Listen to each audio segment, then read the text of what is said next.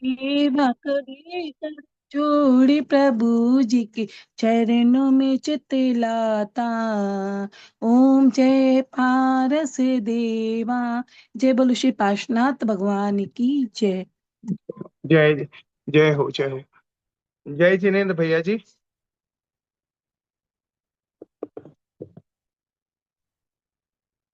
जय जिनेन्द्र भैया जी। हाँ, जय जय विकास भाई, जस्ट मिनट।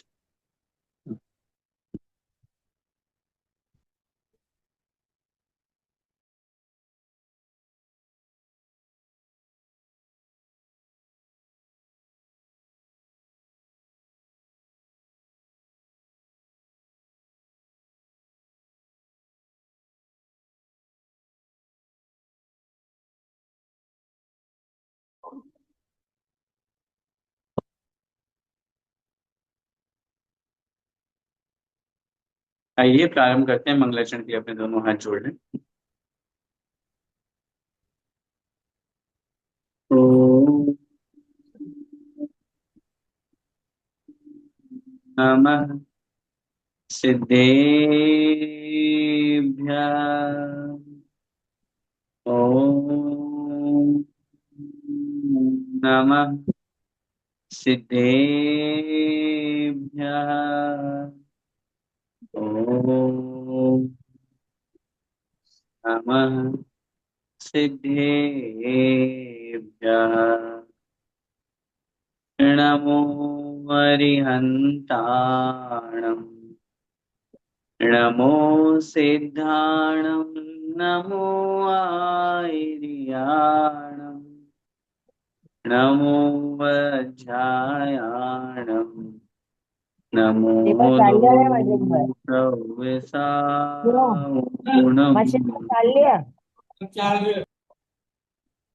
तीन भुवन में सार, वीतराग विज्ञानता। शिव स्वरूप शिव का, नमः त्रियोग समारिके। पंच परमेष्ठी भगवान की जय। द्वादशांगमय जिनवाणी माता की जय। चारित्र चक्रवर्ती आचार्य श्री शांति सागर जी महामुनिराज की जय। संत शिरोमणि आचार्य भगवंत 108 श्री विद्यासागर जी महामुनिराज की जय। परंपराचार्य श्री समय सागर जी महाराज की जय। परम पूज्य गुरुदेव निर्यापक श्रवण मुनि पुंगव श्री सुधा सागर जी महाराज की जय।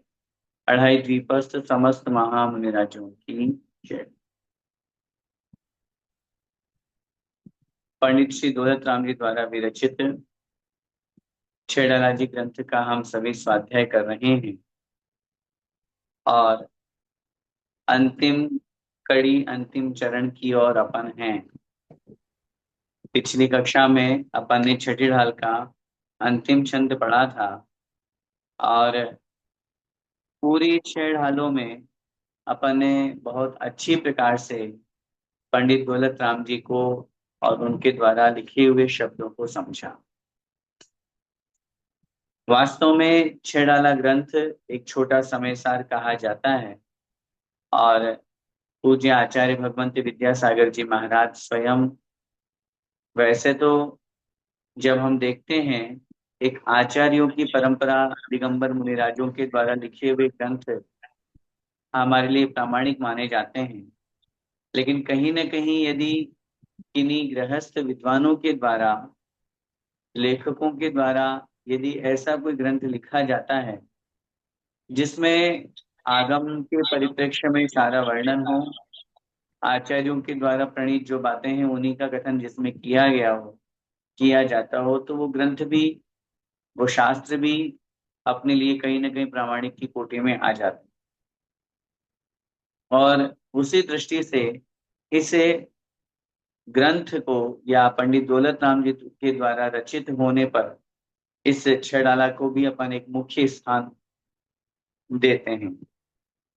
और यदि कोई छेड़ाला जी ग्रंथ का बहुत अच्छी तरह से स्वाध्याय कर लेता है, बहुत अच्छी तरह से इसको समझ लेता है, तो कहीं ना कहीं उसको एक बहुत अच्छा जैनिज्म का जो बेसिक है, जैन दर्शन का जो आधार है, वो समझ में आ जाता है। और अपन ने समझा भी इन 6 ढालों में, जहाँ पंडित दौलत राम जी ने बहुत अच्छी तरह से एक सीक्वेंसली अपन को समझाया और बताया। अगर आज अपन इस कक्षा में उन 6 ढालों को संक्षिप्त रिवीजन के रूप में देखते हैं, पहले इस अंतिम छंद को अपन पढ़ेंगे, उसके बाद एक संक्षिप्त रिवीजन के रूप में अपन इसको यहाँ पर रखेंगे। अंतिम जो कक्षा अपन ने लास्ट क्लास देखी थी, जिसमें 15वें छंद पर अपन ने चर्चा की थी, पंडित दौलत राम जी लिख रहे हैं और स्पष्ट कह रहे हैं, यह राग आग दहे सदा ताते समामृत से लिए। सभी प्रकार के जितने भी विकारी भाव हैं, उन सभी विकारी भावों में राग आग दहे सदा, राग को आग के समान कहा है, और यह राग निरंतर इस जीव को जलाती है, इस जीव को निरंतर दुखी करती है, परेशान करती है, संसार में परिभ्रमण कराती है, राग रूपी आग। और ताते समामृत से ये इसलिए अपन को उपदेश दिया जा रहा है, समता रूपी अमृत का पान कीजिए। जैसे अग्नि शांत करने के लिए जल की आवश्यकता है, ऐसे ही इस राग रूपी अग्नि को शांत करने के लिए हमें समता रूपी अमृत की आवश्यकता। चिर भजे विषय कषाय, अब तो त्याग निज पद भी। बहुत दीर्घ काल तक, लंबे समय तक हमने पंचेंद्रिय विषय कषायों का भोग किया है, अब तो उनको त्याग करो। पंडित दौलत राम जी अपन को उपदेश दे रहे हैं, अब तो उनका त्याग करके निज पद पे ये हमें अपने पद में आत्म स्वरूप में लग जाना चाहिए।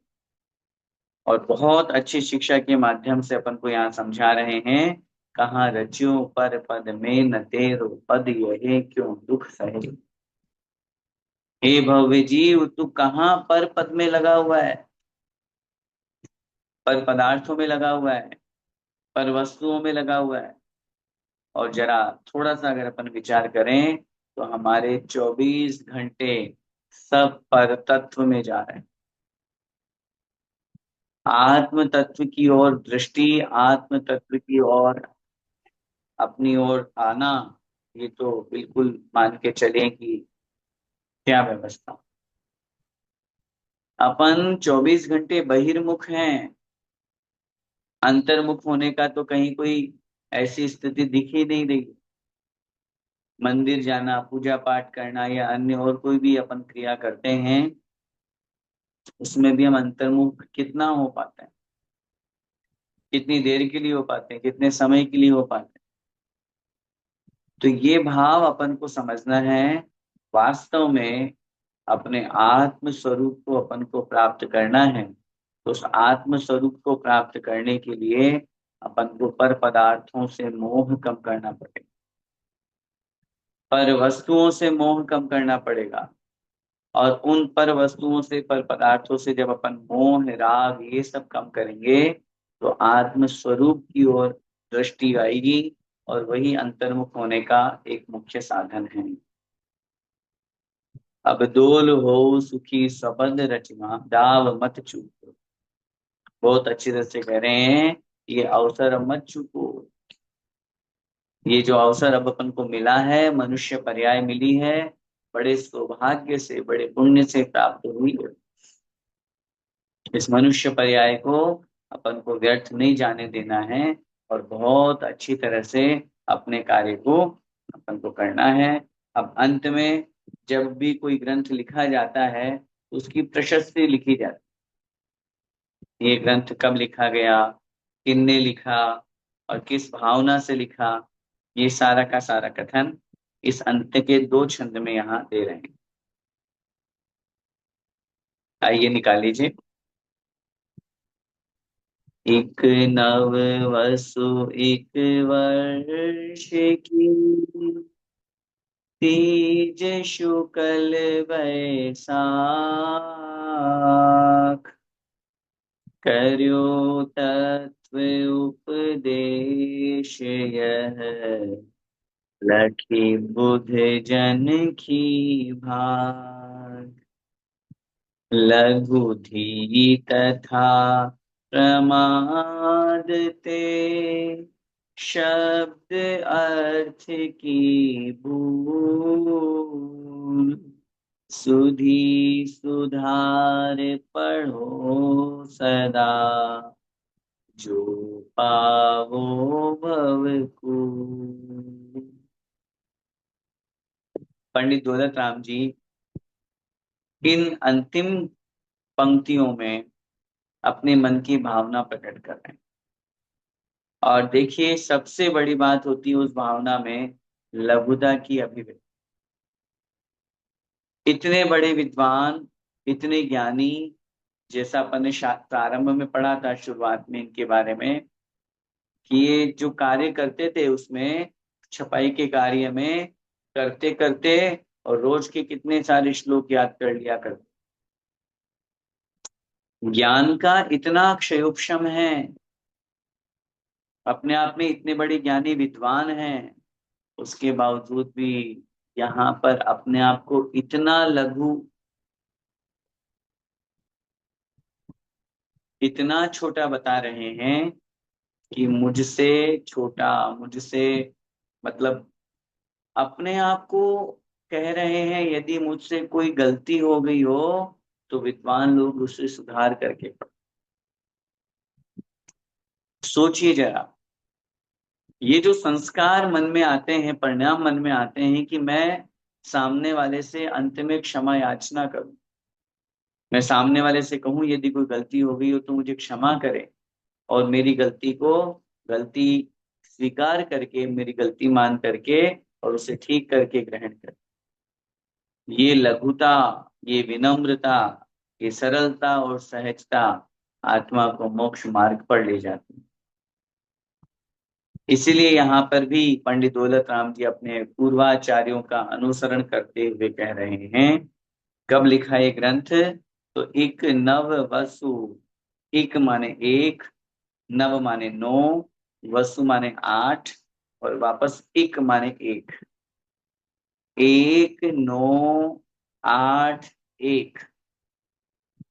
अंकानाम वामतो गति ही, संस्कृत में एक सूत्र है, अंकों की जो गति होती है, अंकों जो अंक जो चलाए जाते हैं, अंक जो लिखे जाते हैं, वो वाम तो माने बाईं तरफ से होते हैं। बाईं तरफ से होने का तात्पर्य है, आप तो अपनी भाषा में ऐसा समझ लीजिए, उल्टा चलना है। 1 9 8 और 1 लिखा है तो उसको उल्टा कर लीजिए, 1 8 9 और 1, अर्थात 1 8 माने 1800, 9 1 माने 91। 1891 जो हमारा संवत है उसमें लिख रहे हैं एक नव वसु एक वर्ष की, क्योंकि अगर आप उल्टा करोगे तो 1 9 तो 1900 और 8 और 1 81 हो जाएंगे, तो 1981। हाँ, तो 1981 तो अभी अभी निकला है।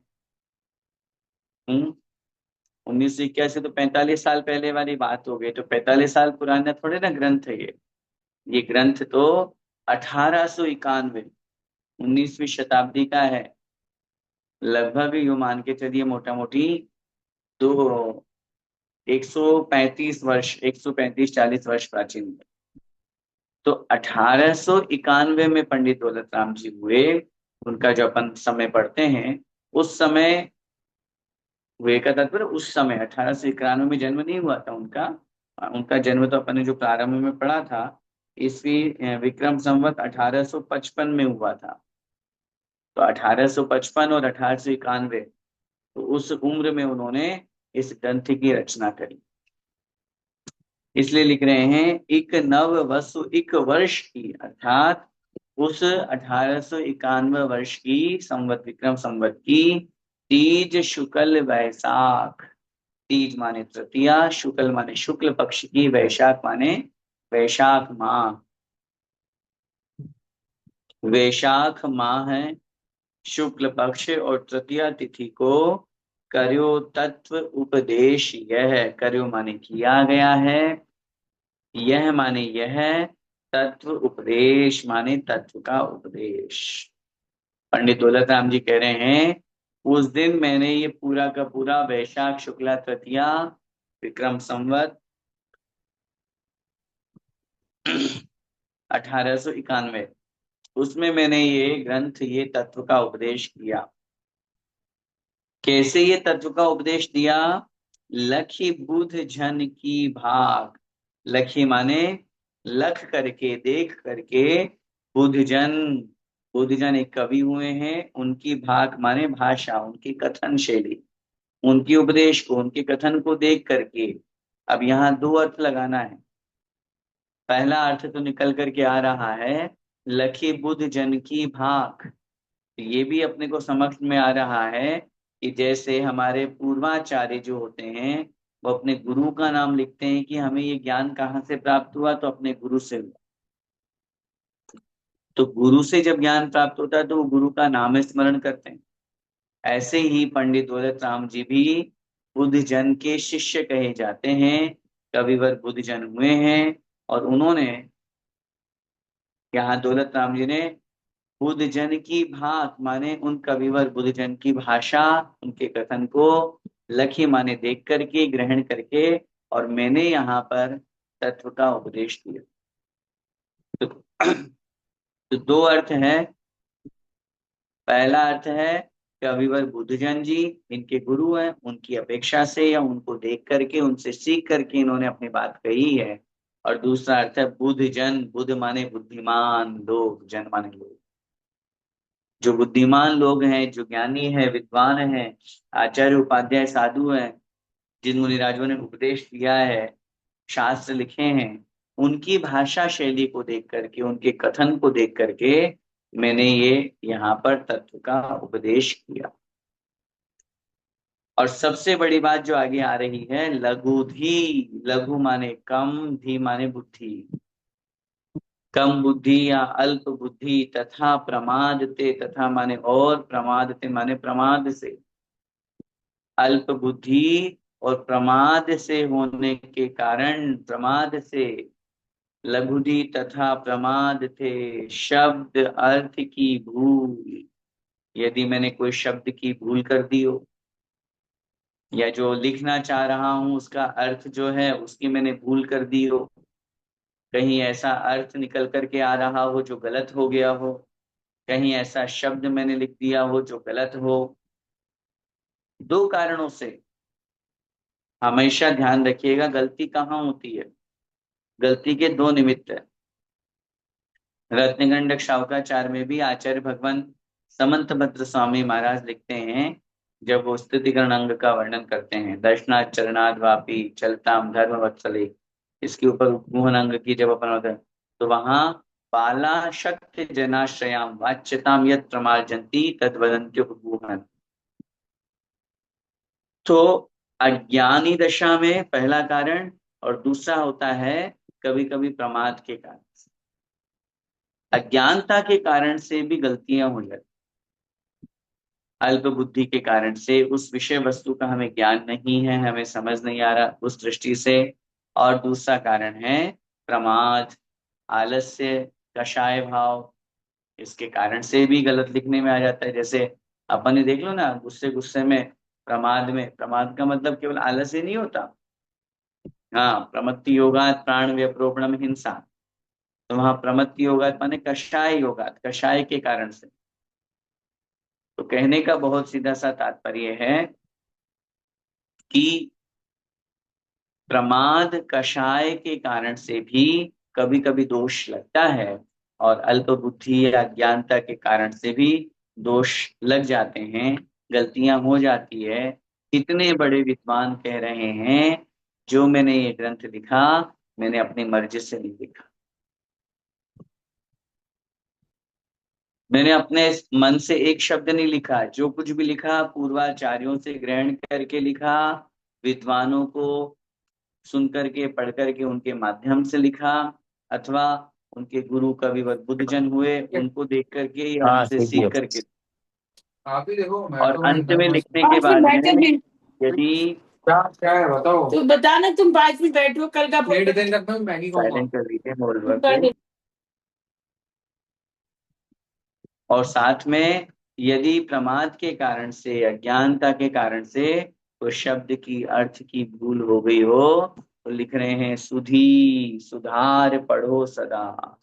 सुधी माने जो बुद्धिमान है, वो सुधार माने सुधार करके, पढ़ो सदा, सदा माने हमेशा पढ़ना चाहिए सुधार करके। जो पावो भवकूल, जो माने यदि, पावो माने प्राप्त करोगे, भवकूल, भव माने संसार का, कूल माने किनारा।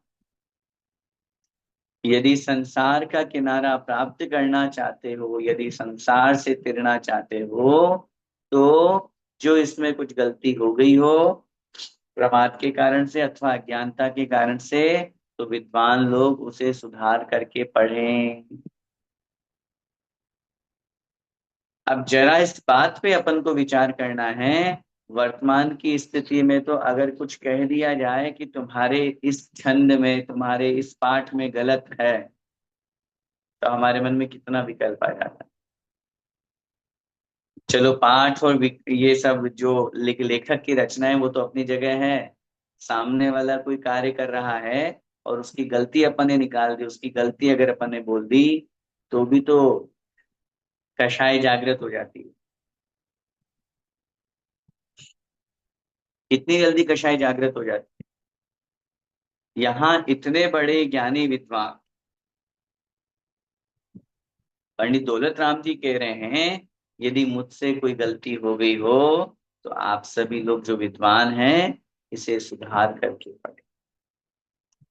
आचार्य भगवान मानतुंग स्वामी महाराज की एक बहुत बड़ी शक्ति, न केवल उनकी अपितु जितने भी अपन ग्रंथ पढ़ेंगे, जिन भी आचार्यों को, मुनिराजों को अपन पढ़ेंगे, इतने बड़े ज्ञानी विद्वान होने के बावजूद भी वो लिख रहे हैं, अल्पश्रुतम श्रुतवताम परिहास धाम, त्वद्भक्तिरेव मुखरी कुरुते बलान् माम्। सोचिए, सोचिए भक्ति के अंतर्गत वशीभूत होकर के अपन सब पूरी कहानी जानते हैं मातंग स्वामी महाराज की, उनके जैसा कोई विद्वान नहीं था। और राजा भोज को जाकर के उन्होंने तो शिकायत करी थी, सारी व्यवस्था बनी। इतने विद्वान, इतने शक्तिमान, इतने ज्ञानी होने के बावजूद भी वो करें अल्प श्रुतम, मैं तो अल्प ज्ञानी हूं, मैं तो अज्ञानी हूं। और सबसे बड़ी बात, श्रुतवताम परिहास धाम है। जितने भी विद्वान हैं उन विद्वानों की सभा में हंसी का पात्र होने वाला हूं। विद्वानों की सभा में मैं हंसी का पात्र बन जाता हूँ, क्योंकि विद्वान तो बोलेंगे अरे बताओ कुछ आता जाता नहीं है, आ गया ये उठा करके, आ गया हमसे वार्तालाप करने, आ गया हमसे यहाँ वाद विवाद करने, आ गया हमसे यहाँ धर्म की बातें करने, आता तो कुछ है नहीं। ये स्थिति, ये भाव हमेशा अपने मन में आने चाहिए। लघुता से प्रभुता मिले, प्रभुता से पदशील।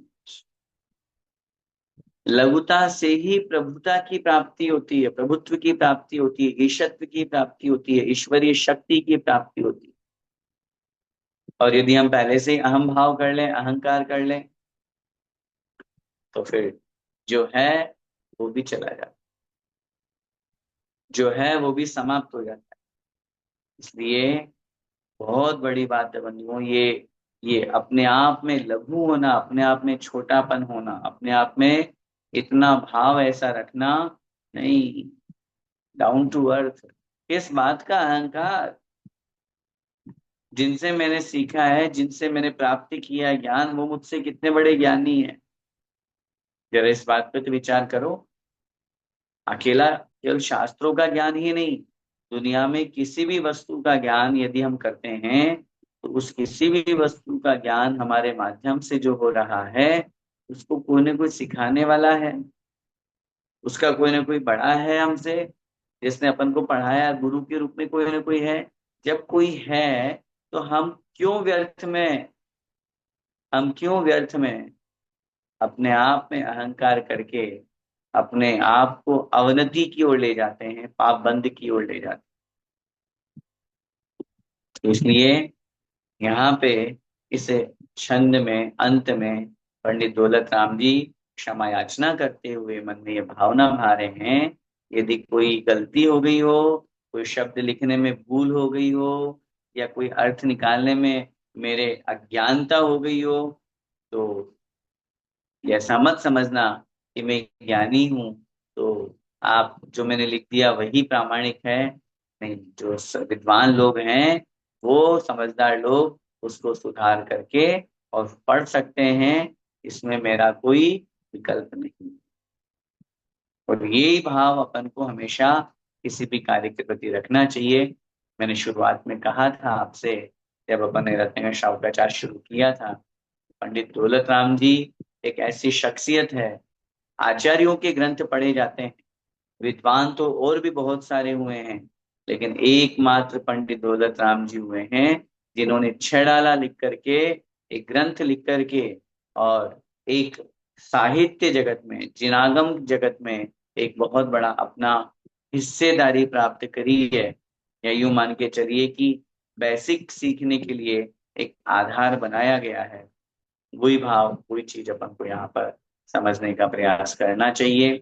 और पूरा ग्रंथ जो अपना हुआ है, अपन उसी भाव के रूप में, जैसे इन्होंने यहाँ अपनी लघुता प्रकट की, अपन भी इनका अनुकरण करते हुए यही लघुता और यही अपने आप में अपन अल्प बुद्धि की बात करें, और यही कहें, इस छेड़ाला ग्रंथ को पढ़ने पढ़ाने में यदि प्रमादवश किसी भी प्रकार का कोई भी दोष लगा हो, तो सबसे पहले अपन जिनेंद्र भगवान की वाणी है तो जिनेंद्र भगवान से क्षमा याचना करते हैं, माँ जिनवाणी है उनसे क्षमा याचना करते हैं, निर्ग्रंथ दिगंबर गुरुओं से क्षमा याचना करते हैं, और फिर उसके बाद में इस ग्रंथ के जो लेखक हैं पंडित दौलत राम जी, उनसे भी क्षमा याचना करते हुए आपस में एक दूसरे के प्रति क्षमा का भाव करते हुए, कदाचित हमारे माध्यम से कक्षा में कभी देरी हो गई या किसी विशेष कार्यवशात यदि कक्षा नहीं ले पाए, तो उसके लिए भी हम शेराला जी ग्रंथ से और आप सभी लोगों से क्षमा याचना चाहते हैं। और यही भावना कि आगे निरंतर अपनी कक्षा निरंतर बढ़ती रहे, आगे धर्म मार्ग पर अपन सब चलते रहें, और इस भावना के साथ में कि आगे कभी किसी भी प्रकार का कोई भी व्यवधान अपनी कक्षा में, अपने स्वाध्याय में ना आए, ये मंगल भावना अपन को यहाँ पे रखनी चाहिए। आइए आज इस छह डाला की अंतिम कक्षा में हम छह ढालों का एक संक्षिप्त रिवीजन के रूप में जो अपन ने समझा है वो भी यहाँ अपन देख लेते हैं। पहली ढाल, जिसमें पंडित दौलत राम जी ने बहुत अच्छी प्रकार से चारों गतियों के दुखों का वर्णन किया, और एक बहुत अच्छी एक परंपरा के साथ में, सोच के साथ में उन्होंने यहाँ पर ये शुरू किया। और पहली ढाल में जो कुल 16 छंद हमारे रहे, उन 16 छंदों में मंगलाचरण के अलावा उन 16 छंदों में उन्होंने बहुत अच्छी प्रकार से तिर्यंच गति, मनुष्य गति, देव गति और मनु नरक गति, इन चारों गतियों के दुखों का वर्णन किया। और चूंकि हम सब जानते हैं सामान्य रूप से कि मनुष्य गति सर्वश्रेष्ठ गति है, लेकिन फिर भी दुख तो उसमें भी है। आप ये ना समझे कि पंचम काल है इसलिए दुख है, दुख तो चौथे काल में भी, गर्भ के जो दुख है, युवावस्था, जो वृद्धावस्था और बाल्यावस्था का वर्णन किया, वो तो उस समय भी होता है। और ये एक अपन को समझाया गया है कि बाल्यावस्था में अगर अपन नहीं पढ़े, और तो युवावस्था तो तरुणी रत रहे, विषय भोगों में मस्त रहा, पैसा कमाना, व्यापार करना, इधर उधर में ही वो अपना समय व्यतीत कर देता, और फिर जब अंतिम क्षण आते हैं अर्ध मृतक सम बूढ़ापन, तो वृद्धावस्था आने से इंद्रियां शिथिल हो जाती है, तो फिर कार्य सिद्ध नहीं हो पाता है। तो इसलिए ऐसा न समझें कि धर्म 55 के बात करेंगे, धर्म तो बचपन से ही हो जाना चाहिए, प्रारंभ से ही हो जाना चाहिए, ये शिक्षा अपन को वहां प्राप्त होती है। इसके बाद में दूसरी ढाल में 17 छंदों में संसार में जो परिभ्रमण हम कर रहे हैं, सॉरी दूसरी ढाल थी हमारी 15 छंद उसमें रहे, उस दूसरी ढाल के 15 छंदों में चारों गतियों में जो परिभ्रमण का मूल कारण है वो है मिथ्या दर्शन, मिथ्या ज्ञान और मिथ्याचारित्र। और इसी मिथ्या दर्शन, मिथ्या ज्ञान, मिथ्या चारित्र को उन्होंने ग्रहित और अग्रहित दोनों प्रकार से समझाया और हमें उपदेश दिया कि हमें अग्रही जो अनादिकाल से हमारे साथ में चला हुआ आ रहा है उसको भी छोड़ने का भाव करना चाहिए, लेकिन उसके पहले अपन को ग्रहीत मिथ्यात्व के प्रति तो छोड़ने का भाव आना ही चाहिए कि हमें जो हमने यहाँ आकर के मिथ्या दर्शन, मिथ्या ज्ञान और मिथ्या चारित्र ग्रहण किया है, खोटे देवशास्त्र गुरु के प्रति मान्यता ग्रहण की है, वो अपन को समाप्त करनी है। और दूसरी ढाल में उसी का वर्णन करके अपने को समझाया है। उसके बाद में तीसरी ढाल जो यहाँ पे अपनी प्रारंभ हुई थी, इसमें 17 छंदों में बहुत अच्छी तरह से सम्यक दर्शन का वर्णन किया और आत्मा का जो सुख है वो यहाँ से प्रारंभ हो रहा है। आत्म को हित है सुख सो सुख आकुलता बिन कहिए, क्योंकि आत्मा, संसारी प्रत्येक आत्मा सुख प्राप्त करना चाहती है और वो सुख मोक्ष में ही है। और वो सुख मोक्ष में क्यों है? क्योंकि वहां निराकुलता है। अब जब मोक्ष में है तो फिर हमें मोक्ष मार्ग पर लगना चाहिए। मोक्ष मार्ग क्या है? तो सम्यक दर्शन, सम्यक ज्ञान और सम्यक चारित्र रूप मोक्ष मार्ग है। इसको व्यवहार और निश्चय के रूप में अपन ने बहुत अच्छी तरह से समझा। फिर सम्यक दर्शन का वर्णन पढ़ा। सम्यक दर्शन के 25 दोषों से रहित सम्यक दर्शन होता है, 8 अंगों से सहित सम्यक दर्शन होता है। और फिर सम्यक दृष्टि जीव की महिमा, सम्यक दर्शन के प्रभाव से वह आत्मा किस प्रकार नरक में, तिर्यंच में नहीं जाती है, स्त्री पर्याय में जन्म नहीं लेती है, विकलांग नहीं होती है, नपुंसक वेद में जन्म नहीं होता है। ये सब एक महत्व है धर्म का, फल है उस धर्म का, उस सम्यक्त्व का प्रभाव है। ये सब अपन ने तीसरी ढाल में पढ़ा था। उसके बाद चौथी ढाल में अपन ने 14 छंद पढ़े, जिसमें सम्यक ज्ञान का विशेष रूप से वर्णन दिया। और फिर सम्यक ज्ञान के वर्णन के बाद में अंत में, चूंकि जो सम्यक ज्ञानी श्रावक होता है वो आगे बढ़कर के एक देश व्रतों को अंगीकार करने की भावना करता है।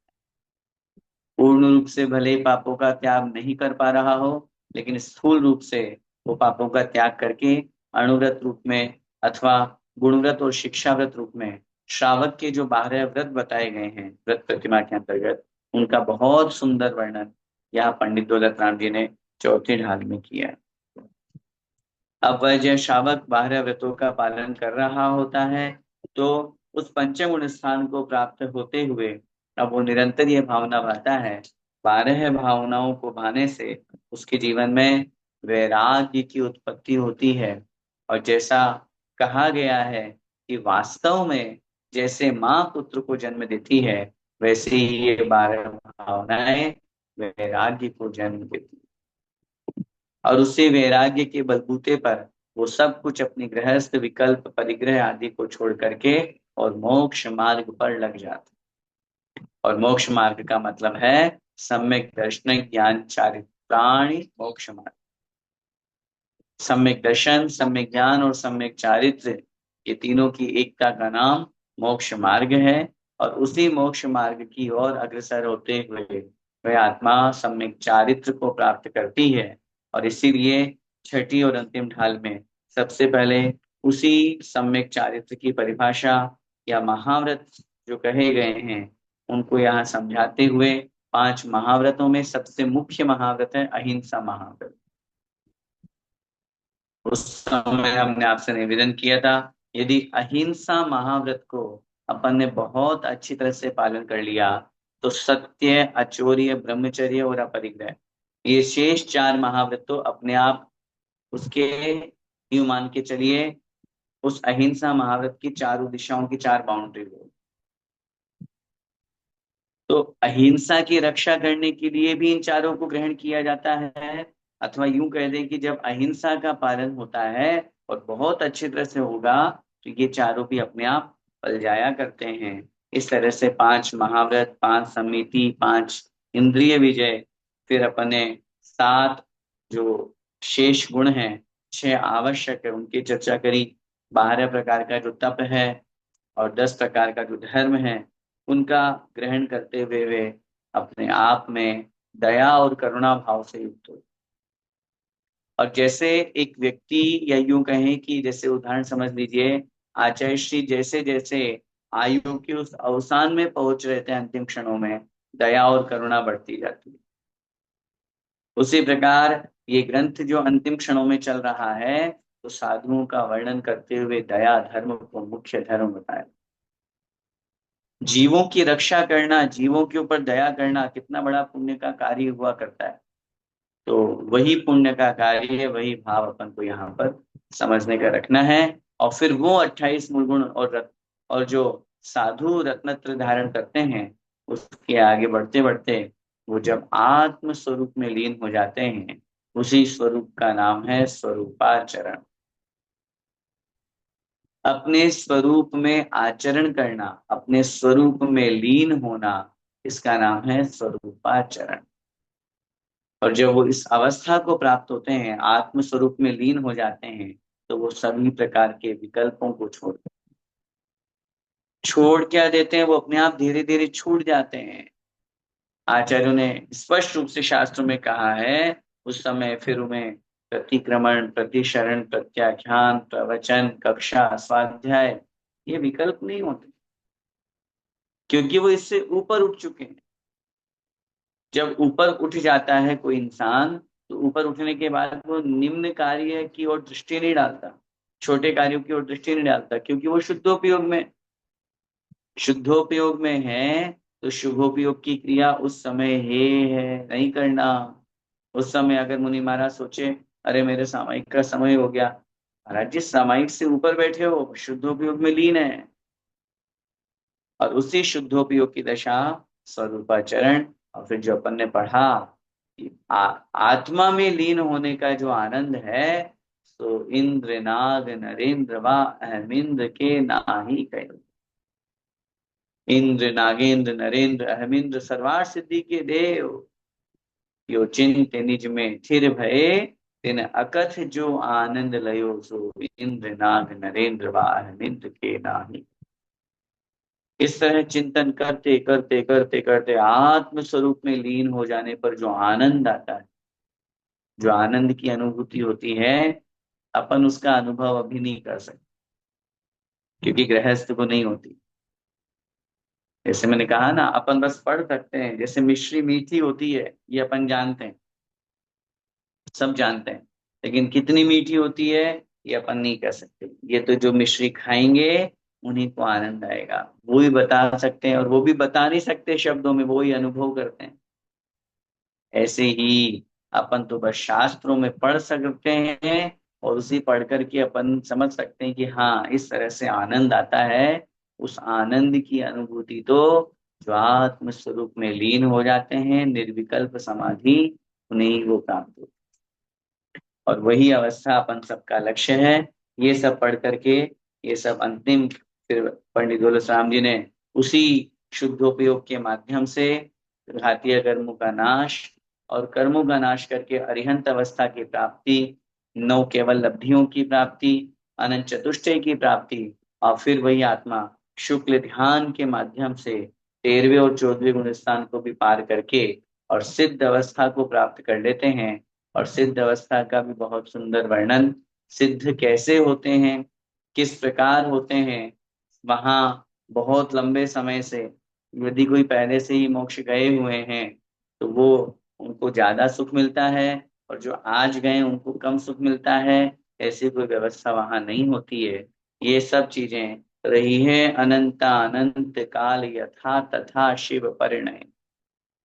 तो अनंत काल तक वो आत्मा शुद्ध अवस्था को प्राप्त हो चुकी है।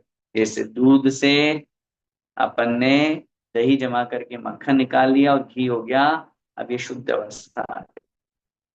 अब घी से वापस जैसे दूध नहीं बनता है, ऐसे ही शुद्ध अवस्था प्राप्त होने के बाद अब वापस शुद्ध अवस्था प्राप्त होने के बाद अब वापस संसार में अशुद्ध अवस्था प्राप्त नहीं होती है, अशुद्ध अवस्था में जाना नहीं होता है। और वही लक्ष्य अपन सबका है। अंत में दौलत राम जी अपन को उपदेश दे रहे हैं, बड़े प्रेम से समझा रहे हैं कि सभी विकल्पों को छोड़ करके अपन को आत्म कल्याण में लगना चाहिए, क्योंकि यही आत्म कल्याण हमारा मनुष्य पर्याय की सार्थकता दिलाएगा।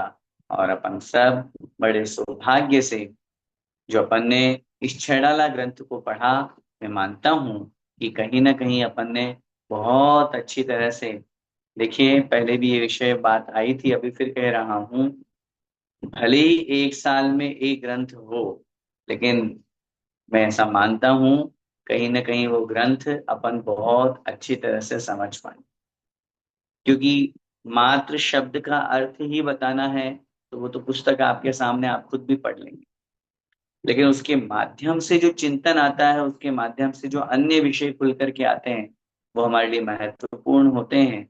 और कहीं ना कहीं जब अपन इन छंदों को पढ़ते हैं, अब वीक में 1 से 20 क्लास अपनी लगेगी, तो पूरे साल भर में तो कितने 50-52 क्लासेस अपनी, जो इस तरह से होती है, इस रूप में होती है।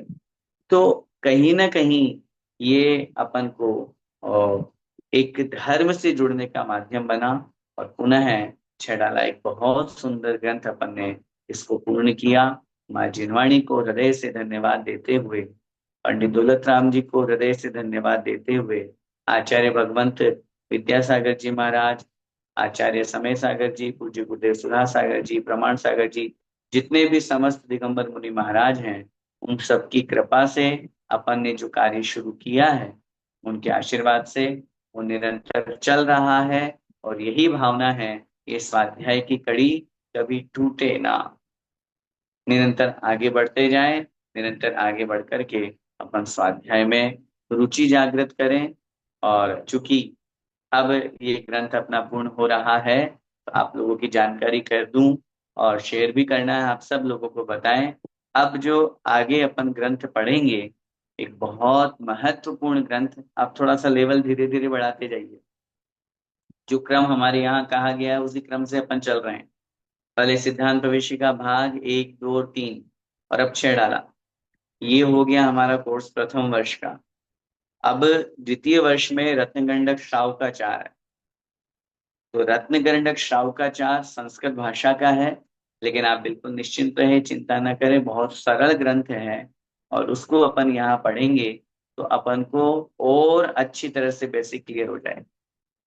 अभी तो अपन ने सामान्य रूप से पढ़ा है, अब उसके बाद में जब अपन आगे पढ़ेंगे तो उसमें सम्यक दर्शन, सम्यक ज्ञान और सम्यक चारित्र का सुंदर वर्णन, 11 प्रतिमाओं का, संलेखना का बहुत सुंदर वर्णन, 3 गुणव्रत, 4 शिक्षा व्रत और साथ में 5 अणुव्रत, इन 12 व्रतों का बहुत सुंदर वर्णन, सम्यक ज्ञान अधिकार में चारों अनुयोगों का वर्णन, और प्रथम अधिकार जो सम्यक दर्शन अधिकार है, उसमें तो इतने अच्छी तरह से उस सम्यक दर्शन को समझाया है। और मैं ऐसा विश्वास आपको दिलाता हूँ, छेड़ाला पढ़ने के बाद आपको रत्नकरंडक शावकाचार बहुत इजी लगने वाला है, बहुत सरल लगने वाला है। और अपन को इसलिए भी पढ़ना जरूरी है क्योंकि अपन श्रावक है। श्रावक का कैसा आचरण होना चाहिए, श्रावक के जीवन में क्या कर्तव्य होना चाहिए, वो सब अपन यहाँ पर समझेंगे। तो अब जो आने वाला ग्रंथ है वो है रत्नकरंडक श्रावकाचार। जब तक आप लोगों तक पुस्तक नहीं पहुंचेंगी, आप लोगों को पीडीएफ के माध्यम से हम यहाँ व्यवस्था करवा देंगे। बाकी 50 किताबें आप लोगों के बीच में पहुंच जाएंगी। आप जल्दी ही उनको अपने विकास भैया से संपर्क करके उन्हें मंगा करके और स्वाध्याय प्रारंभ कर सकते हैं। साथ में ही छेड़ाला जी ग्रंथ पूरा हो रहा है, और अपन एक भावना के रूप में कि नहीं, पढ़ने से, परीक्षा के बहाने से पढ़ाई हो जाती है और याद हो जाती है। और अगर पढ़ाई नहीं होती है, सॉरी, और अगर परीक्षा नहीं होती है, तो फिर बस केवल एक एज ए प्रवचन हो जाता है, हाँ ठीक है सुन लिया बस। सुनते समय तो अच्छा लगता ही है, लेकिन उसको थोड़ा सा अपने जीवन में इम्प्लीमेंट हो, अपन उसको थोड़ा सा याद करें। तो उसके लिए आप लोग सब तैयार हो जाइए।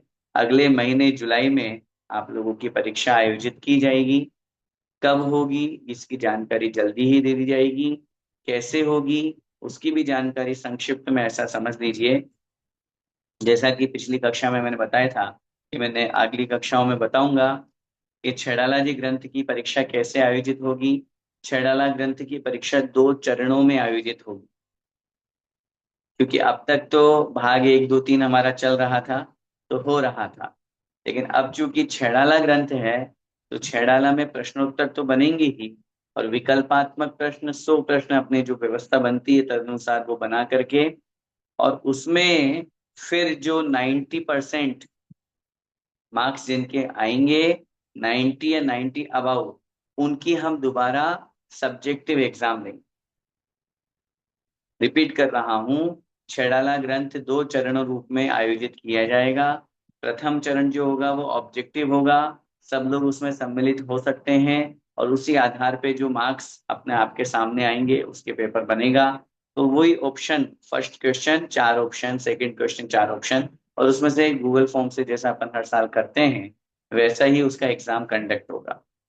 लेकिन चूंकि वहां बहुत सारे लोग हो सकते हैं आए, 90 से ऊपर आ जाए, 80 से ऊपर आ जाए, 95 से ऊपर आ जाए, या न भी आए, हमें उससे कोई दिक्कत नहीं है। अगर 90 से ऊपर एक का भी नहीं आया तो फिर हम बैठ करके निर्णय करेंगे एक कमेटी के माध्यम से। लेकिन 90 से ऊपर जिनके आएंगे फिर उनका सब्जेक्टिव एग्जाम लेंगे। और सब्जेक्टिव एग्जाम इसलिए लेना जरूरी है क्योंकि हमें छंद याद करवाना है। अब आपको ऑब्जेक्टिव एग्जाम जो होगा उसमें भी छंद पूछे जाएंगे, जैसे आधी लाइन दे दी और आधी लाइन के आगे की लाइन छोड़ दी, और फिर नीचे ऑप्शन में 2 या 3 ऑप्शन 4 ऑप्शन दे दिए, इसके आगे की लाइन पूरी कीजिए। लेकिन वो एक छोटे रूप में होगा। सब्जेक्टिव जो एग्जाम होगा उसमें बाकायदा आपको फर्स्ट एंड लास्ट वर्ड लिख करके छंद लिखने के लिए दिया जाएगा। आप छंद लिखिए, छंद का मीनिंग लिखिए, शब्दार्थ आपको दिए जाएंगे, क्वेश्चन आंसर उसमें बनेंगे। तो वो एक सब्जेक्टिव एग्जाम, वो भी 1 आवर का, 1 घंटे का होगा। और फिर उसका एक प्रोसेस होगा, उसकी पीडीएफ बना करके जल्दी से जल्दी जो नंबर दिया जाएगा उस पर आपको सेंड करना है, एक जो टाइम लिमिट दी जाएगी उसके अंतर्गत। फिर उसका हम प्रिंट आउट निकलवा करके और चेक करने की जो व्यवस्था है तदनुसार बनेगी। और फिर वो जो प्रथम द्वितीय तृतीय वाली व्यवस्था बनती है, अब देखो सोना चांदी इतना महंगा हो रहा है तो हमारी परीक्षा भी तो थोड़ी महंगी होनी चाहिए। अगर उसी रूप में सस्ते में चलती रही तो फिर, तो इसलिए थोड़ी सी मेहनत ज्यादा अपन को करनी है। तो ये भी मैंने आपको दोनों बातें कह दी। अब अपना जो ग्रंथ होगा वो होगा रत्नकरण रक्षावकाचार, और छेड़ाला जी की जो परीक्षा है वो जुलाई माह में आयोजित की जाएगी। आप लोग अपनी तैयारी में लग जाइए। ज्यादा से ज्यादा हिंट देने के लिए समझ लीजिए सेकंड या थर्ड वीक में होगी, या मैक्सिमम फोर्थ वीक तक हो सके, फर्स्ट में नहीं होगी, इतना मैं आपको एक दिलासा के रूप में कह सकता हूँ। तो आप लोग अपनी तैयारी बहुत अच्छी तरह से करें। साथ में ही जो हमारी क्विज चल रही है, वीकली क्विज हमारी जो है, जब वो 108 नंबर की क्विज कंप्लीट होगी तब हम जो फर्स्ट सेकंड थर्ड निकाल करके जिनके सबसे ज्यादा मार्क्स हैं उनको जो पारितोषिक वितरण किया जाता है, चांदी के सिक्के वगैरह, वो भी आप लोगों के बीच में अनाउंस किए जाएंगे। तो आप लोग भी उसका पूरा ध्यान रखें और अच्छी तरह से उसको खुद भी भरें, अन्य लोगों से भी भरवाएं। तो आई थिंक वो अपना एक बहुत बड़ा सौभाग्य स्वाध्याय का निमित्त वहां पर बना करता है। इस तरह से अपन ने इस छेड़ाला ग्रंथ को पूरा किया। इसी मंगलमय भावना के साथ बोले द्वादशांग में जिनवाणी माता की जय हो। संत शिरोमणि आचार्य भगवंत श्री विद्यासागर जी महाराज की जय हो। जय हो। परंपराचार्य श्री समय सागर जी महाराज की जय हो। जय हो। परम पूज्य गुरुदेव निर्यापक श्रमण मुनि पुंगव श्री सुधा सागर जी महाराज की जय हो। जय। 28 द्वीपस्थ समस्त महामुनिराजों की जय। जय। भैया जी आपसे आइए। एक जस्ट जय जिनेन्द्र भैया जी, एक जस्ट छोटा सा निवेदन, शायद आप मिस कर गए। अपन अपन सर्टिफिकेट्स भी देंगे, जो अपना सर्टिफिकेट, जैसे अपन लोग 12 वर्षीय जो कोर्स का जो अपन सर्टिफिकेट देते हैं ना, वो भी देंगे, तो वो भी थोड़ा सा बता दीजिए। देखिए, 12 वर्षीय कोर्स का जो सर्टिफिकेट की बात है उसके लिए थोड़ा सा अपन को व्यवस्था बनानी होगी और वो समझना होगा, क्योंकि 12 इयर्स का जो कोर्स हमारे सांगने संस्थान से चलता है उसकी एनआरआई के लिए, जो बाहर विदेशों में रहते हैं, उनके लिए परीक्षा आयोजित की जाती है। पहले जब पहली साल हम यहाँ आए थे तब उस समय काफी लोगों ने इंटरेस्ट बनाया था फॉर्म, लेकिन एक दो लोगों ने भरा और फिर वापस एग्जाम किसी ने नहीं दिया। तो 12 वर्ष वाला जो कोर्स है उसके लिए जो एग्जाम सब लोगों के साथ में होता है वो एग्जाम आप लोगों को देना होगा। अगर उसके लिए आप लोग रेडी होंगे तो वो जिन लोगों ने फॉर्म भरा था उसको रिन्यूअल करवा लेंगे, नहीं भर पाए तो हम वापस भरवा करके और उस कोर्स की तरफ अपन आगे बढ़ेंगे। क्योंकि देखिए, अपनी कक्षा कंटिन्यू डेली नहीं है। इस दृष्टि से वो कोर्स, अब जो द्वादश वर्षीय का जो प्रथम वर्ष का कोर्स है वही है ये छेडाला, साथ में सिद्धांत प्रवेशिका भाग 1, 2, 3, और फिर इसके साथ में बृहद कथा कोश भी दिया हुआ है। तो वो कोर्स अपना पूरा 1 साल में होता है। और यहाँ अपन अपनी क्लास जिस हिसाब से ले रहे हैं तो यहाँ 4 साल में, 3 साल में अपन ने ये ग्रंथ पूरे किए हैं। तो 12 वर्षीय कोर्स के लिए विकास भैया मैं आपसे निवेदन करना चाहूंगा, जो लोग उसमें एनरोल होना चाहते हैं अपन उनको एनरोल करेंगे। और उनका एग्जाम जो सब लोगों के साथ में होता है ऑनलाइन ही होता है। ऑफलाइन जो हम भारत में रहने वाले लोग होते हैं उनको हम 2 चांस देते हैं, और अप्रैल माह में उसका एग्जाम होता है। और जो बाहर वाले लोग हैं जिनका, जो विदेश में रहते हैं और वो उस द्वादश वर्षीय कोर्स से जुड़े हुए हैं, उनका मई माह में एग्जाम होता है। तो चूंकि अब इस वर्ष भैया का जी, तो हो चुका है। भैया जी आपसे निवेदन है, इसमें क्या है कि अपन लोग को अन्य तरीका से देखना पड़ेगा, क्योंकि आपने, अपन लोग देखिए जो स्पीड मॉड्यूलेशन जैसा जिस तरीके से किया, हम लोग डेप्थ में गए, तो इसलिए टाइम हम लोग ज्यादा लिए। हम लोग को मतलब हम लोग का क्लैरिटी था राइट फ्रॉम डे वन कि अपन को डेप्थ में जाना है, हम लोग को समझ अच्छी तरह से लेना। तो ये एग्जाम्स का भी जो भैया जी जो अपन सर्टिफिकेट जो देंगे वो यहीं का हिसाब से जो अपन एग्जाम देते आ रहे हैं, और अपन लोग रिजल्ट तो निकाल ही रहे हैं, सारा चीज प्रोसेस तो वही का फॉलो हो रहा है। तो इस तरीके से जैसे जो सर्टिफिकेट कस्टमाइज होगा यहाँ के लिए वो अपन देंगे, ताकि श्रावक लोग भी बहुत एनकरेज हुए। और अपन लोग का मिसिंग भी हुआ है ये वाला चेन, तो अपन उसको भरपाई कर लेंगे फिर। तो वो अपना क्या है डेफिनेटली कि नो प्रॉब्लम, जो हाँ। अपना सर्टिफिकेट चल रहा है वो तो कंटिन्यू रहेगा ही रहेगा। और उसके हम्म, साथ में मेरा ये भाव है, आपने बात द्वादश वर्षीय की करी इसलिए मैं निवेदन करना चाहता हूँ। अपन अगले साल से एक बहुत अच्छा विचार सामने आया है, क्योंकि 4 साल तक के जो एग्जाम होते हैं उसमें हम 1 साल में 2 एग्जाम ले सकते हैं। मतलब एक कोई भी कैंडिडेट, जैसे जस्ट एग्जांपल फर्स्ट ईयर और सेकेंड ईयर दोनों के एग्जाम 1 साल में दे सकते हैं। सेकेंड ईयर या थर्ड ईयर का एक साथ दे सकते हैं, third year and fourth year का एक साथ दे सकते हैं। तो फोर्थ ईयर तक के कोर्स को अपन 2 साल का 1 साल में कवर करने की भावना है।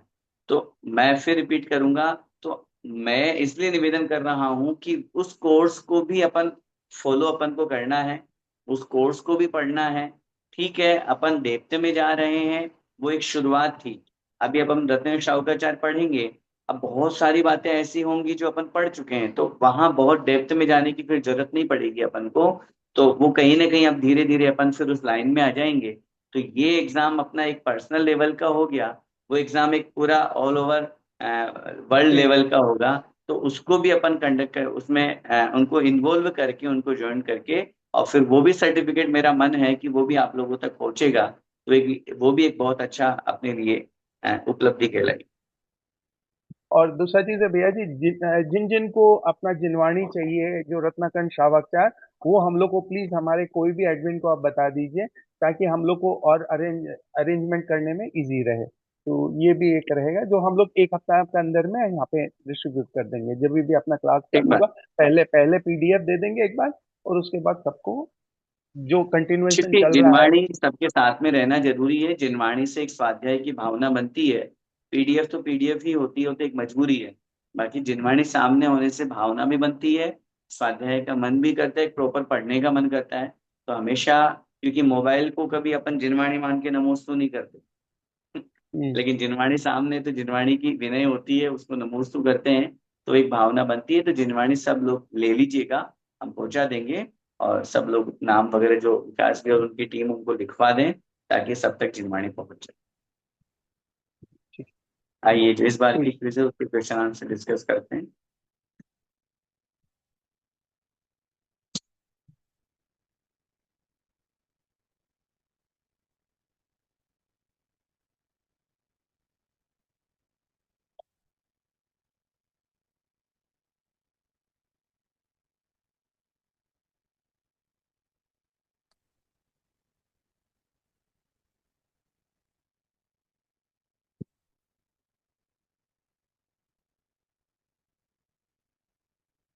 श्रमण संस्कृति DCC Dubai, quiz number 104, 104 number.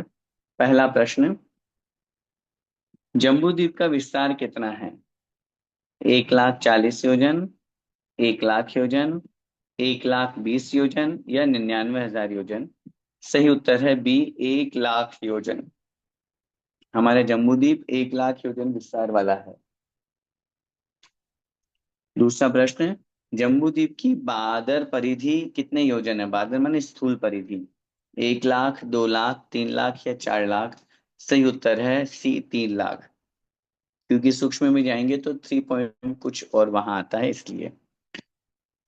तीसरा प्रश्न, पुष्करवड़ द्वीप को आधा करने वाला कौन सा पर्वत है? ईश्वाकार, हिमवन, मानुषोत्तर या डी इनमें से कोई नहीं?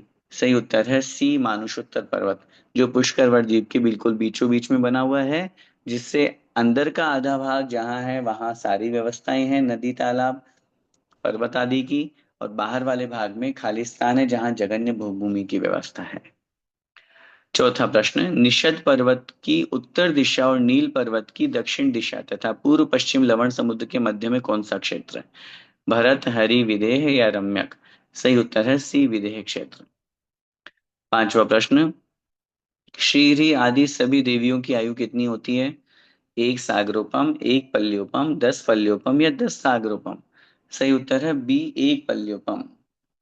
आचार्य भगवंत उमा स्वामी महाराज ने लिखा है, श्री हरि धृति कीर्ति बुद्धि लक्ष्मी पल्योपम स्थितयो हेमवतक हार, पल्योपम स्थितयो, एक एक पल्ली की आयु वाली वहां पर देवियां रहती हैं।